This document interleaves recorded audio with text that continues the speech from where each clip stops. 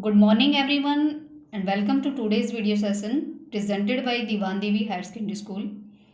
I hope you all are fine and safe in your indoors. Today, we will continue our civics chapter federalism. In this video, we are going to discuss how is federalism practiced. पिछला जो video था उसमें हमने देखा था कि what makes India A federal country. India में जो फेडरलिज्म है वो किन किन वजह से है, क्या ऐसी चीज़ें हैं जो इंडिया को फेडरल कंट्री कहा जा सकता है। आज हम देखेंगे कि कैसे इंडिया एक सक्सेसफुल फेडरलिज्म कंट्री है या सक्सेसफुल फेडरल कंट्री है, वो हम इसमें देखेंगे कि हाउ इज़ फेडरलिज्म प्रैक्टिस्ड। पहला हम देखेंगे कि फेडरलिज्म या सक्सेस ऑफ फेडरलिज्म। फेडरलिज्म होना, कंट्री को फेडरलिज्म बोलना कि ये कंट्री एक फेडरल कंट्री है, या फिर एक सक्सेसफुल फेडरलिज्म, ये बोथ आर डिफरेंट। ये दोनों ही बातें जो हैं वो अलग अलग हैं।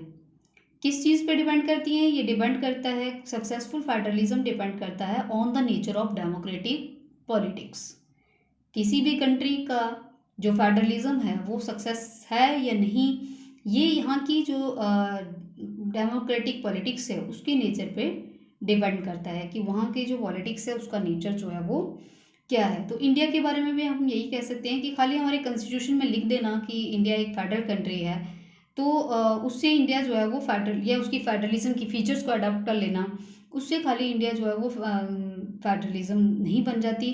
बल्कि जब हम उसको देखेंगे कि एक स्पिरिट होगी लोगों के अंदर, एक डाइवर्सिटी के लिए, जो इंडिया में डाइवर्सिटी है उसके लिए रिस्पेक्ट होगी, अलग अलग धर्मों के लिए, अलग अलग कम्युनिटी के लोगों के लिए, अलग अलग लैंग्वेज के लिए।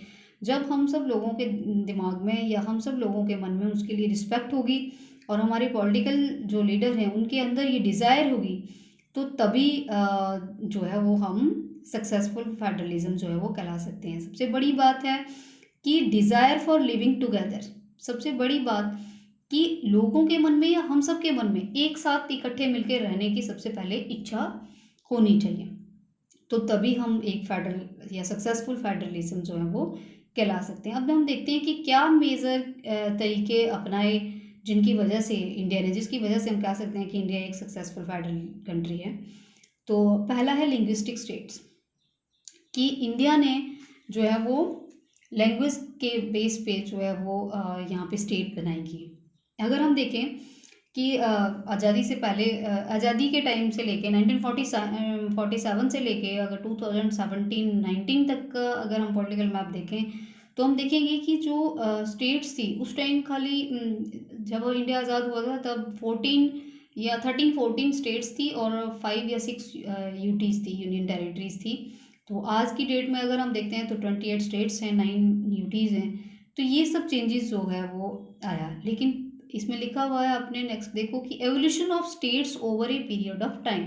ये ऐसा नहीं है कि एकदम से ये चेंज आ गया कि एकदम से 14 स्टेट्स थी उनको 28 बना दी, ऐसा नहीं है। ये कह रहा है कि एक evolution of states over a period of time, इसको एक टाइम पीरियड लगा 1947 से लेकर 2017 तक जो है वो ये स्टेट्स जो हैं वो डिवाइड हुई। अब किस बेस पे इनको डिवाइड किया या क्यों इनको बढ़ाया, जो हम पहले देखते हैं, हम देखेंगे कि पहले जो कुछ एक स्टेट्स थी अब वो स्टेट्स ही नहीं है, या उनका नाम चेंज कर दिया गया है, या जो है वो उनकी 2 स्टेट्स बना दी गई हैं। तो किस बेस पे? ये खाली लैंग्वेज के बेस पे ही नहीं हुआ इंडिया में।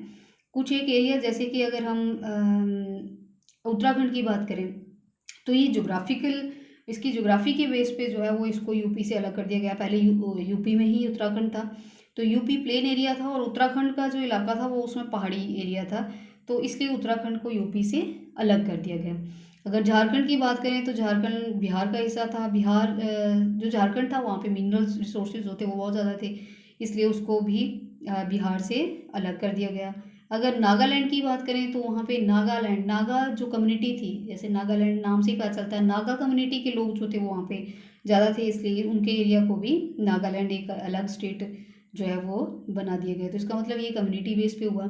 तो हम देख रहे हैं कि हर स्टेट जो है वो लैंग्वेज के बेस पे ही नहीं बनी, कुछ एक जो है वो जोग्राफिकल बेस पे बनी, कुछ एक जो है वो रिसोर्सेज के बेस पे बनी, और कुछ आगे कम्युनिटी के बेस पे भी इनको बनाया गया, और कुछ एक जो है वो लैंग्वेज के बेस पे, जैसे तेलुगु बोलने वाले लोगों को तेलंगाना, तो इस तरह से अलग अलग स्टेट्स जो हैं वो आगे लैंग्वेज के बेस पे भी बनाई गई, ताकि एक जैसी लैंग्वेज बोलने वाले जो लोग हैं वो एक ही स्टेट में हों। लेकिन ये कह रहा है कि आगे जो creation of states on the basis of language, जो लैंग्वेज के आधार पर जो स्टेट्स बनी, उनमें एक डर था, उनकी वजह से जो लीडर्स थे वो फियर्ड थे, इंडिया के जो लीडर्स थे उनमें एक डर था कि it would lead to disintegration, कि इनकी वजह से कहीं ऐसा ना हो कि कंट्री में जो है वो डिसइंटीग्रेशन जो है वो क्रिएट हो जाए, यानी कि इंडिया जो है कल आज ये लैंग्वेज के बेस पे डिमांड कर रही है अलग स्टेट की, तो कल ऐसा ना हो कि कहीं कोई अलग कंट्री की डिमांड करने लग जाए, तो इसलिए लीडर्स के अंदर एक डर था। लेकिन but experience has shown that linguistic states has forged unity and make administration easier. लेकिन हमने आगे देखा कि जो डर था हमारे अंदर, एक्सपीरियंस से हमने उसको अनुभव किया कि लैंग्वेज के आधार पर जो स्टेट्स हमने बनाई उन्होंने डिसइंटीग्रेशन की तरफ नहीं बल्कि कंट्री को यूनाइट किया। पहले जो लैंग्वेज के बेस पे झगड़े हो रहे थे या जो उनमें आपस में कम्युनिकेशन नहीं हो पा रहा था, उसकी वजह से जो है वो डिस्प्यूट्स हो रहे थे, लेकिन अब ये जब उनको अलग कर दिया गया तो उन्होंने पहले से भी ज़्यादा जल्दी से तरक्की की और डेवलपमेंट की, और जो डिस्प्यूट्स थे वो ख़त्म हो गए और एडमिनिस्ट्रेशन को और ज़्यादा इजी कर दिया गया, मेक एडमिनिस्ट्रेशन ईजियर, और ज़्यादा इजी बन गया हमारा एडमिनिस्ट्रेशन सिस्टम। तो ये सब चीज़ें हमने देखी कि लैंग्वेज के आधार पर ही नहीं, खाली और भी बहुत सारी चीज़ें हैं जिसकी वजह से जो लैंग्वेज के बेस पे नहीं बल्कि और भी बहुत सारी चीज़ों के बेस पे जो है वो स्टेट बनी हमारी।